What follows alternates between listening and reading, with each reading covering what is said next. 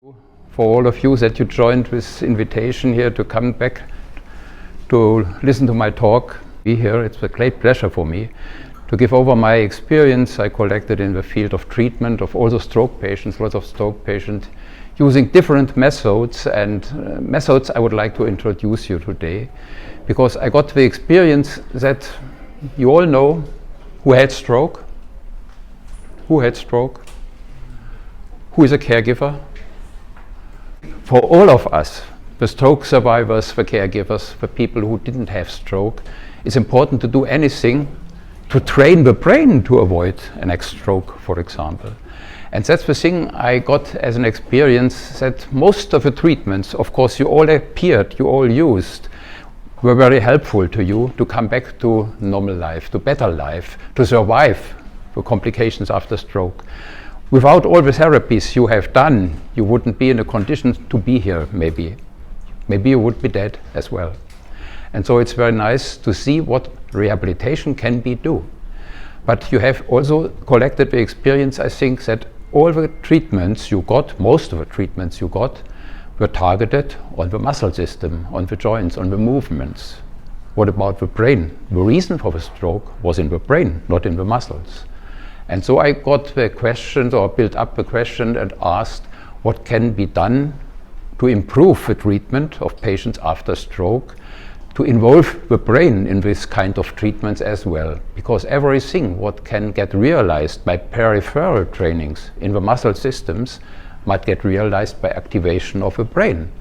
And so it should be possible to activate this possibility to use the brain as, I think, the most important part in rehabilitation. And so I will tell you methods to improve brain motor functions, because both together should be a good possibility for better surviving after stroke. Maybe also some methods I will introduce you could be good for the people who didn't have stroke to avoid stroke, for example. And that's why I try to give you also an impression on that. I go through my slides. You see, we took with us also some equipment to make, after my talk, some demonstrations to show you how some of the methods we use could really look like, to show it and to demonstrate it. Brain motor functions can get improved, by my opinion, to train the brain. We must train the brain, we must tell the brain for motor processes, for rehabilitation, but also for functioning in daily living and also for mental processes, to avoid further complications, maybe also to do anything to avoid a further stroke or a sudden stroke. And to train the brain for motor functions is related to several processes in the brain. For example, each movement we do, active or passive, also during rehabilitation, the movements of a lesioned paralyzed muscles leave neurobiological tracks in sensory and motor cortical structures in the brain. Our brain is open to store each information it keeps, each information from the first day of living and the time before as well. And so the movements of the muscles, active or passive, leave tracks in the brain, in structures in the brain which are important for further rehabilitation. So the brain really can get trained for new upbuilding motor processes. We have in the brain several structures. We knew it from the anatomy. We knew, for example, there's a part called the motorical cortex, the green one. Behind one is a structure called sensory cortex. What does it mean? If any impulses go from the muscles through the peripheral nervous system and reach the brain, it leaves with sensory cortex and leaves a memory there.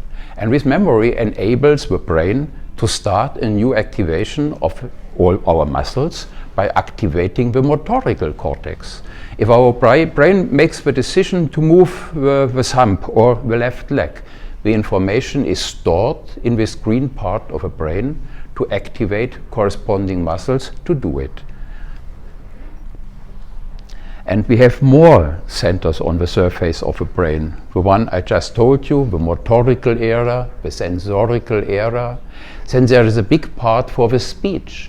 And you also had the experience stroke can also target the speech, and suddenly the speech is different, and it has to get relearned to come back to normal speeching processes. Also, the understanding of speech can get involved, that anybody tells you something, you knew what it means before, but suddenly you can't remember what it was. And then it's difficult for the brain to remember to do rehabilitation, because the brain cannot remember what it has to do. It lost this information, or the information is blocked anything. And also we have a center on the surface of the brain for seeing, for information processing in the optical system. This also can get involved in stroke patients.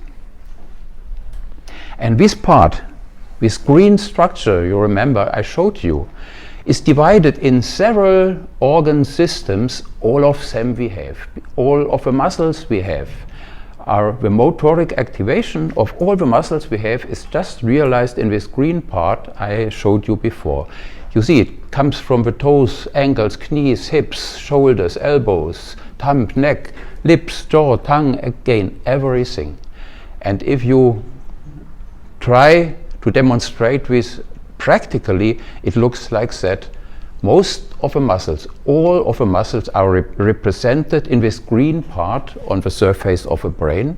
And you see, most of the muscle activation is located in the hand and in the face, because these structures are related, or seems to be the most complicated system in our body for moving, for learning, for remembering. You know, without hands we can do really nothing. And each movement, as simple, as easy, as complicated as it could be, all the movements in the fingers just to screw a bulb in the wall, for example, it's a very complicated process for the brain. And the stroke survivors maybe can remember that such complicated movements suddenly disappeared and should get relearned, and that's the thing which is very difficult. And also the brain, all the mimic we have, all the information we can take over just by changing the muscles in the brain from smiling till aggressivity. It's realized by this green part of the surface of the brain. How it works, for example, that's the connection between brain, spinal cord, peripheral nervous system and the muscles anywhere in the body. If our brain tells we must move the left leg, for example, the information to move the left leg, how it should be done, is stored in the sensorical part of the surface of the brain. And then this information goes down through the spinal cord into the corresponding peripheral nervous system and is reaching anywhere the corresponding muscles to move the left leg, for example. And then in the muscle structure are sensory receptors who measure, are the muscles enough activated, too less, normal, not normal. And then this decision, the result of this spontaneous measurement, goes back through the peripheral nervous system to the spinal cord and comes up to the brain. And then the brain, this information can store in these sensory cortical structures and can get stored for start new movements, for example, of the corresponding muscles.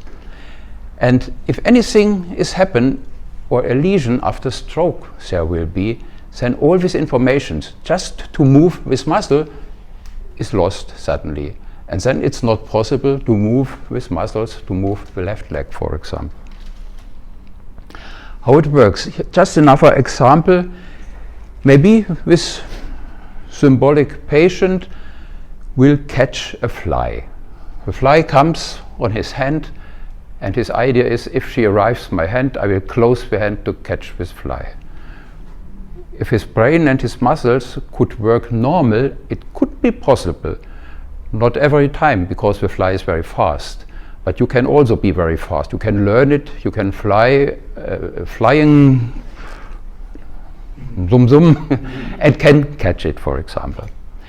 How it works, what is our summary of what is our brain and nervous system doing?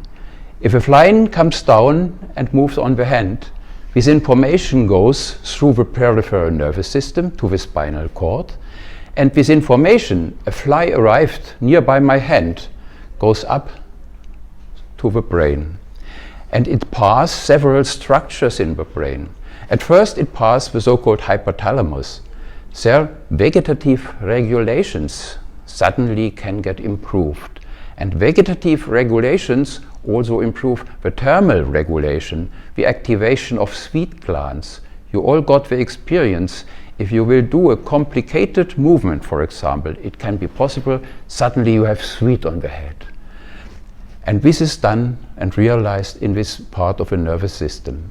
At next, the limbic system is important for affective regulations. What does it mean? Here a decision will be made. Is it important to catch this fly? Yes or no? If it's not important, you will not be interested to catch the fly. If your brain tells you it should be important, you will do everything what can be possible to catch this fly. And this information, for example, here the decision is made, I will catch this fly, goes up to the motorical and sensorical cortical structures. To activate the corresponding muscles, we have suddenly activate very fast to catch this fly, and so the impulses go down through the same structures back to the spinal cord, through the peripheral nerves to the muscles which can catch the fly. And you see, lots of regulatory processes are involved to do this simple task, to catch a fly. The task could be also a different one, to go, to move, to lift up your left or right leg or arm, close the eyes or not. And all this can get disturbed if suddenly everywhere in the brain appears a stroke. And dependent on the placement, on the location, on the structures where the stroke appeared, different functions of the brain can be suddenly disturbed. And this activation is controlled by inhibitory processes who tell us, must I close my hand very fast? Must I look to the fly to make the decision, now it's time to close the hand? And all this is regulated in our brain. This, you have seen several pictures, how it looks. Anywhere suddenly stroke can appear. And sometimes you feel tired, the sleep is disturbed, you have sensory discomfort feelings, or the stroke also can appear unawaked suddenly from one second to the next one in everybody of us. Stroke means the blood flow in specific regions of the brain is suddenly disrupted, and the brain cells have no much time for surviving. If they get not continued oxygen, if oxygen consumption in the brain tissue is disrupted or disturbed or disconnected, then it takes just a couple of seconds or minutes and the brain cells start to die. These pictures where you have seen them maybe very often, it looks in the MRT, you can see the focals, the regions, the places where the bleedings are disrupted, where the stroke is placed, and the neurologists or the neuroradiologists can conclude what are the regions of the brain, what functions are there located, and they will correspond with the symptoms the patient shows. Or another slide show of MRT slides which show how fast it can change from time to time and how fast the symptoms can appear. Why brain motor function should get improved very fast? The brain can also be trained for rehabilitation. Remember my first words, all the experience you have, not only in Asia, also in Germany or in Western countries, most of the treatments, all of the treatments are located in the muscles, in the joints, in the movements. But the most important part is to train the brain for rehabilitation. The brain must get cold, realize all the processes which will be possible, which are stored in your brain, to come back to the functions you had before the stroke.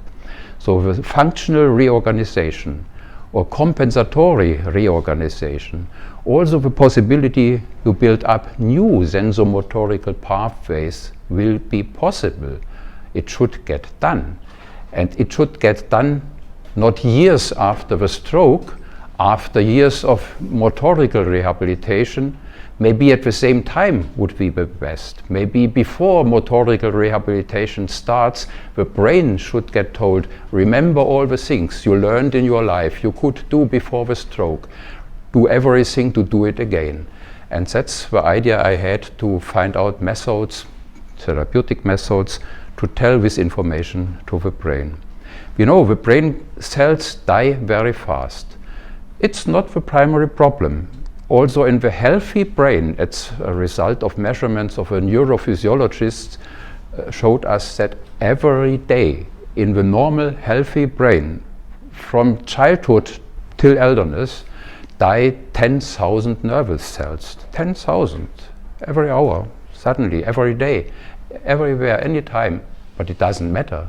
We have milliards of nervous cells, so with 10,000 are nearly nothing. And corresponding nervous tissue starts to compensate with lost, with normal lost. And so our brain, it's a part of a normal aging. Brain cells die, but we have enough to get 100 years old and older. How this functional reorganization is working? In each of the muscles, in the paralyzed as in the normal muscles, we have receptors, the so-called muscle spindles, who measure the tension of a muscle system, who measure, is the muscle relaxed, is he activated, is he paralyzed, is he in a state of losing his function. And all this information measured from these receptors go again to the sensorical cortical structures to store this information. How is the tonus of a muscle? How is the tension of a muscle? And the same information goes to the cerebellum back in the brain to realize muscle coordination. The cerebellum's most important task is to realize every coordinative movements of the muscles. And then the corresponding motorical structures are activated to control the muscle system again and to tell the muscle, make a contraction, relax, or get activated or get relaxed.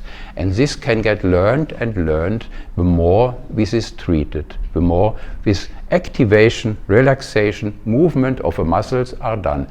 That's the physiological background of motorical rehabilitation. And you see, the brain is involved in this process. And if a brain will get forgotten to treat in this rehabilitative process as well, it takes more time for rehabilitation.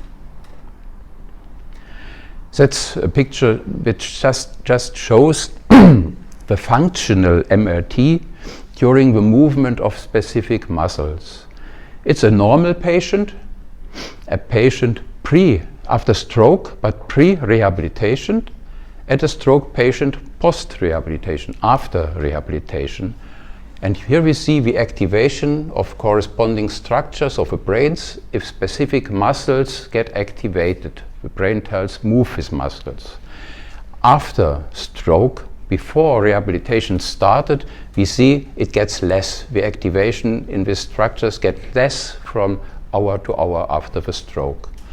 After rehabilitation, in this stroke patient, we see the structures get increased, get normalized. It's possible to reactivate neighbored structures, to get more functioning, to learn what the regions who appeared for stroke had done before. And so a compensation of brain functions will start and goes up the more and more the muscles and the brain got trained. The brain can learn to remember movements which got lost after stroke.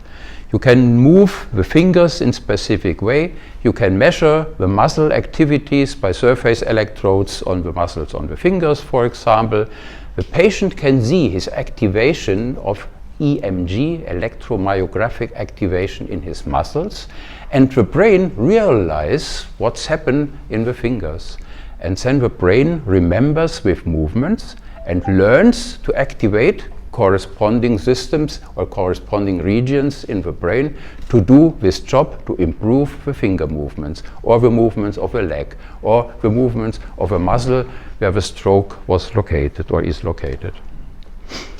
It just shows how fast it works, how fast the brain can get disturbed. Within a couple of minutes the region goes up and goes up. That's why the reason is call the emergency, come to the stroke unit as soon as possible, because within minutes and hours the brain can get survived by specific medical pharmaceutical therapies to give the brain the chance to increase the blood flow to do everything that the brain cells will not die. These basic life-saving methods and emergency care must be done, of course, at first. After that, brain and muscles, best would be both together, should get prepared after emergency care to remember all the functions the patient had before. So immediately after an emergency care, for example, the metabolic situation in brain and muscles should get stabilized. And you know, metabolic situation in corresponding tissues can get very fast improved using a technique. Some of them may be experienced with method as well, the BCR therapy, microcurrency, who activates the muscle metabolic situation very fast. We come back to that point later on. But after emergency care, also cognitive functioning of a great brain must get maintained. To remember all the mechanisms for logical thinking, for answering on questions in a correct way. And then the muscles and the movements should get started to train. The normal physiological rehabilitation. And important is that the contraproductive circumstances and situations should get avoided. And contraproductive situations are, for example, anxiety, depression. And I can't remember a stroke patient who told that he wouldn't be angry about, for example, a further stroke. And there is an angry situation, anxiety develops, also depression can get developed because you think, oh, I will never get healthy, I will never learn to move my legs or arm again. It makes depression and it makes anxiety. And so we should find possibilities to avoid this as well. This metabolic situation in the muscles must get maintained as fast and as successful as possible in paralysis, in immobilization, also combined with degeneration, inflammation and or loss of energy in the muscle, in the brain, because this modifies intracellular metabolic situation with deviation from the normal tissue-specific enthalpy. It's a kind of energy in the systems of our body which are necessary to do her job. And here is a function or a picture, just a example of an investigation in a patient before and after this kind of therapy called BCR, biological cell regulation.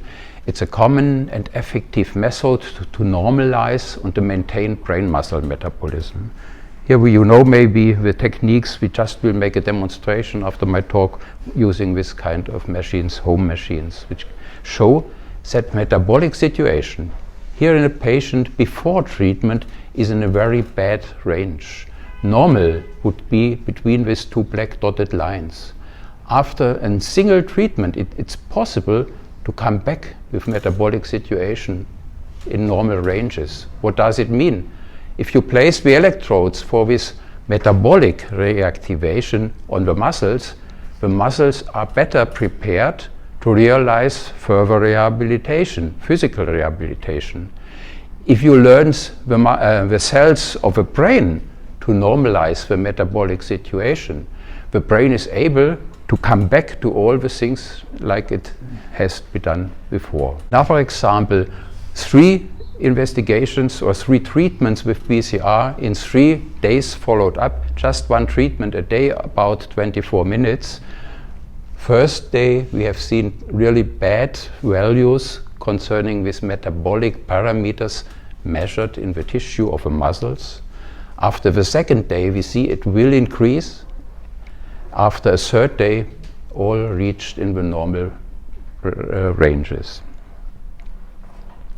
The system I just showed you live here, very easy to use by the patients at home, placement of the electrodes, select what it should be done, and then the system can do its job to reorganize the metabolic situation in muscles, and new should be also in the brain. The brain is also a very important target of this kind of therapy. Another method, because I told you before, I try to do everything to avoid symptoms like depression or anxiety in stroke patients as well, because anxiety and depression are the most important enemies for good rehabilitation.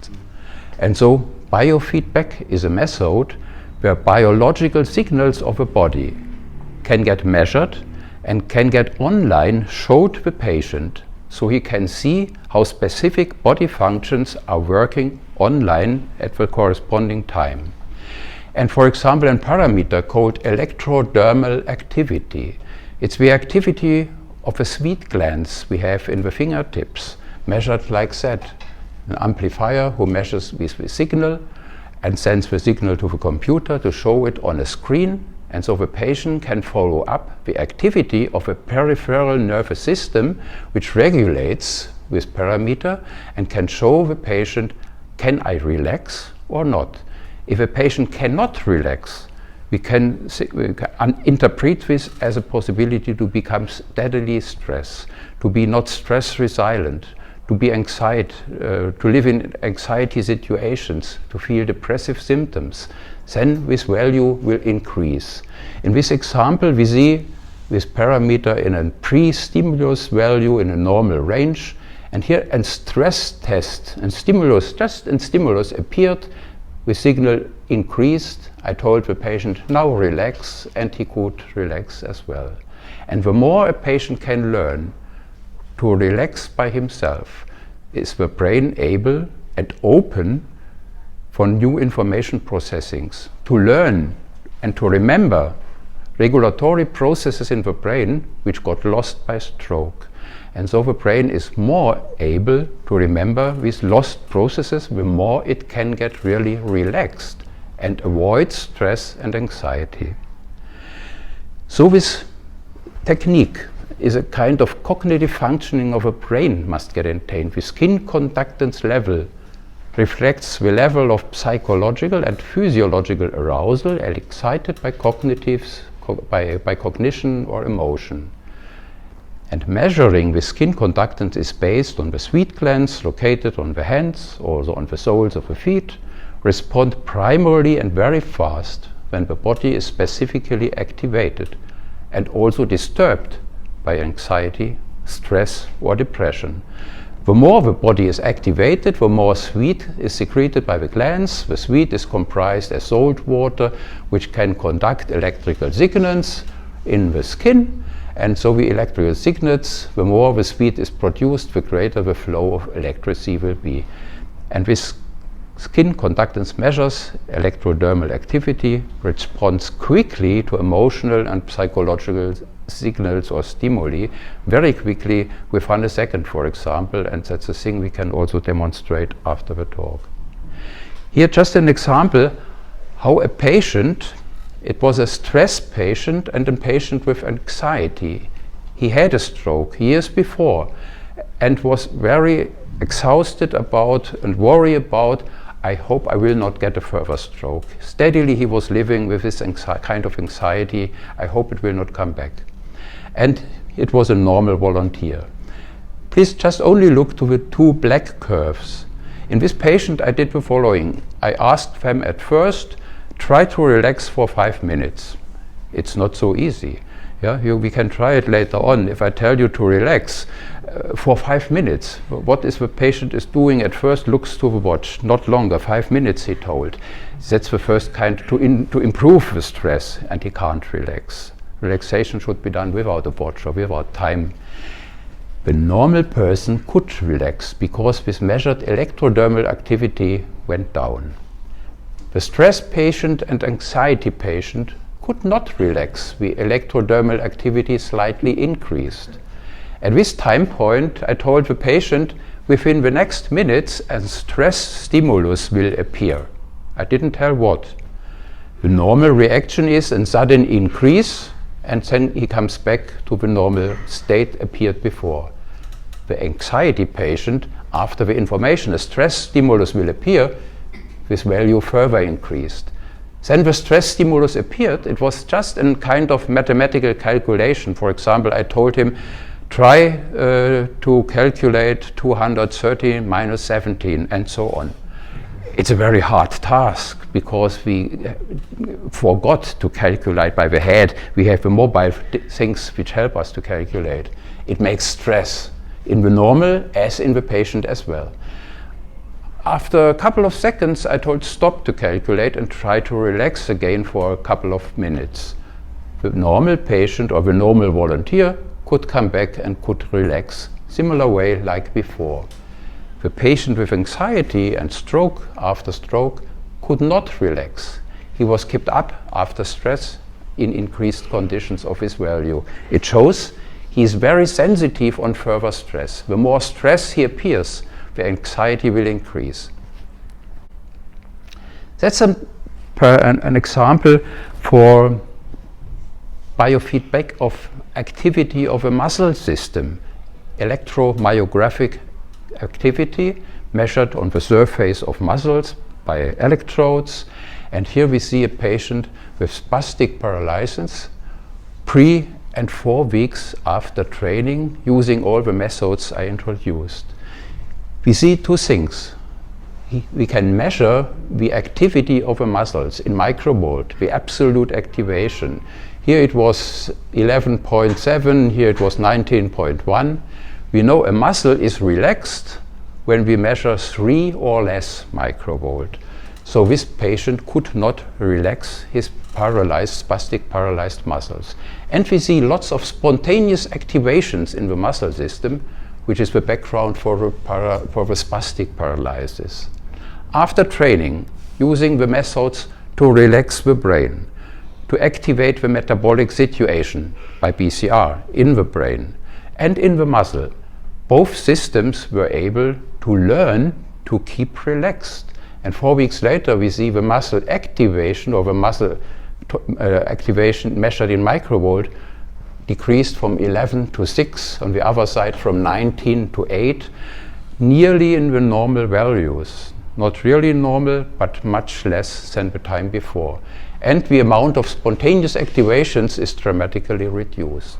The treatment was continued and he learned more and more to reactivate his muscle system. And after that, the brain is able for better physical rehabilitation. You remember all these kinds of therapy, most of the stroke survivors know they did it. It could be possible that all kinds of physical rehabilitation will act faster and better the more the brain and the muscles are prepared by the methods I told you. Come back to this sample, you remember the fly, and suddenly after such training we have a sensomotoric activation, which for example causes something like a software for new functional reorganization. Yeah, if a fly comes on the head, the same informations go to the brain, and now the brain is prepared to make a faster decision, maybe to make a correct decision, to tell the muscles in the hand, if a fly comes, as soon as fast as possible, catch the fly. And then the brain learned to remember all these informations to activate this muscle system also after stroke. And something like that can be trained, or can get trained, or should get trained by stroke patients as soon as possible, because the brain should learn not to forget all these regulatory processes it had before. And that's important to do it as fast as possible after the stroke. And the more the central nervous activity can get reduced to achieve central relaxation, the better sensomotoric programming can get worked. And this kind of programming is something like the development of a new software which is stored on the hard disk on the brain. maybe in the auto start system of his hard disk, to get activated suddenly if it's necessary. It's training the brain for daily living and also for mental processes. And with measurement, for example, this kind of measurement, the electrodermal activity, I showed you, or I told you how important it is to avoid anxiety, to avoid stress, to avoid depressive reactions, can get trained by the patient at home as well. You remember this picture with the 2 points on the fingertips, and the cables can get connected to a smartphone or to a tablet you have, and then you can see the online measurements in your skin conductance activity as a stress parameter, which shows you, can I relax or not? This patient here, this example, just is no relaxation, it's a continuous activation. Maybe this patient here was at the beginning of a training and had started to learn, for example, to use his breathing to relax. And because I told it should be done several times at home, he can use this kind of technique very easy. How brain motor functions can get improved, both methods, some examples for biofeedback, and another one is medical hypnotherapy. What it is, hypnotic states, hypnotherapy. You heard about this, maybe you have seen it in the TV, there exists something like show hypnotic sessions, for example. Of hypnotherapy can tell the brain to do anything else what got lost before. How it looks, medical hypnotherapy is a state where the patient is in a deep, relaxed situation. The brain is so deep, depressed, that structures in the brain where information processing is performed, where deciding processes are realized, these structures are highly activated the more the brain in the surroundings is relaxed. And that's the physiological markers of deep hypnotic state. And in this deep hypnotic state, he lies in this state, he cannot move the arms, not the legs, he cannot open his eyes. But I can tell his brain to do anything. If I tell him, his brain, for example, reduce your blood pressure if he had an increased one. He starts to do this. And so I can tell the brain, and now we will start functional reorganization in the brain. Prepare to do this. And these are informations which get realized. Because we all are influenceable. We can get influenced by external informations. You know it by yourself. If you read an advertisement in the newspaper, the first time the answer is, oh, I do not need this. You read it the next time again. You read it every day, for example, and suddenly you make a decision, and now I try it and I buy it. And after that you tell, oh, why I did buy it. And so we are influenceable. And the more and more you are relaxed, I just need one session, and I would tell you after the session, go out and buy a Coca-Cola, for example, you would do it. And if I tell the brain, be prepared for functional reorganization, then it will be do it. No? It looks like that, for example, just to show hypnosis is not something like an unknown mechanisms, it's advanced neurophysiology. We see functional changes in the brain in a normal state and in deep hypnotic situation. That's why I tell the brain is able to do things we tell him. Repeated information will cause conditioning processes like new software on the hard disk. And each training, as small it may be, acts as an update of the software. So the brain can get told to do his job. And I think after that, I will show you, just because we are now finished with the talk, a short video about stroke. Just a minute to summarize all together, because this video includes this BCR technique as a very necessary technique to prepare the muscles. And now you should learn it also the brain can get prepared for better rehabilitation. I have to go out to start with video. Are you or your loved one battling stroke? You must be aware that maximum recovery from stroke disabilities happens within the first 6 months. Time is one of the most crucial factors to recover from stroke, and many patients and caregivers underestimate its importance. They fail to realize that to maximize recovery, they must start racing against time from the very first day. To speed up recovery, one should also get treated as frequently as possible to get the cumulative effect of consecutive treatments. Introducing Power to Cell, the latest home-based stroke therapy from Germany.